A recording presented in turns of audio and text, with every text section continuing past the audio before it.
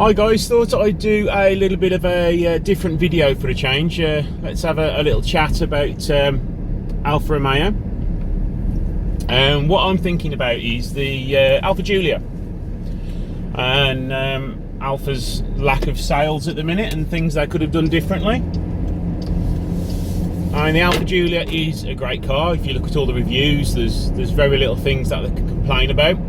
It drives very well. I've driven the 2.2 diesel, I've driven the 280 Veloce, and I've also driven the QV, and they're all spectacular. Couldn't really fault any of them.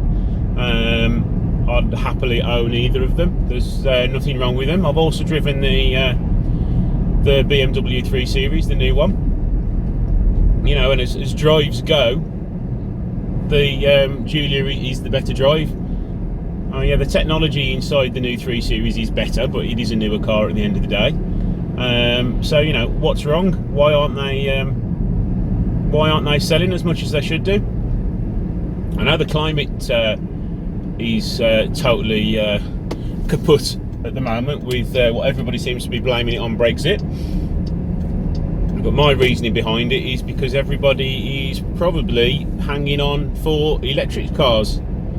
As well as what's happening to the economy, people are waiting to see what happens, because we are on the cusp of electric cars becoming mainstream,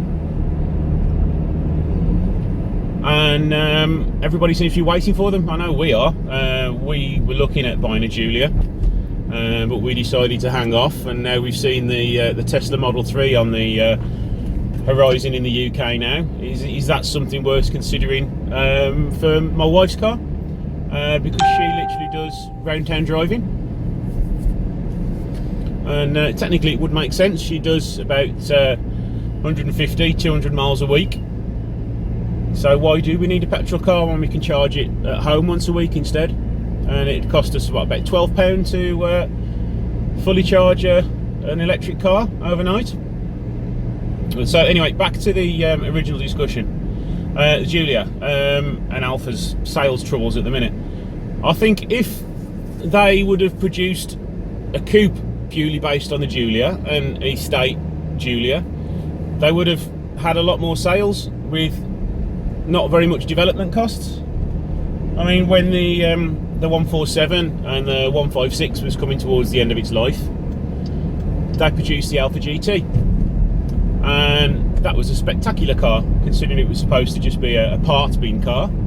It drove very well, looked beautiful, and sold very well for Alfa as well. So why haven't Alfa just done the same thing? They know it works. BMW sell a coupe, BMW sell an estate, Audi do the same, Mercedes do the same. Why aren't Alfa doing it? It would have been probably one of the most beautiful coupes ever made, and it would have been a good seller in my opinion. Alfa know how to design coupes, they always have done. They've always made fairly good looking estates. So why haven't they done it? Why did they just stop at the Giulia when they've got this amazing platform that drives really well? They could have really made a difference in their sales. So there was plans on the horizon for a coupe and an estate car during the original plans 5 years ago, but they've never really materialised.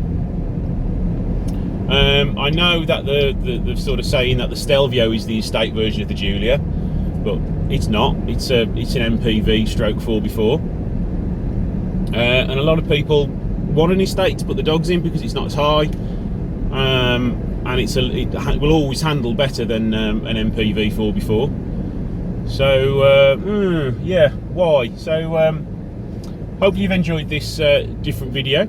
Let me know what your views are on the Giulia in the comments below, and if this goes down well, I might do one of these videos a week just talking about different Alfa related stuff. So thanks for watching. I'll see you in the next video.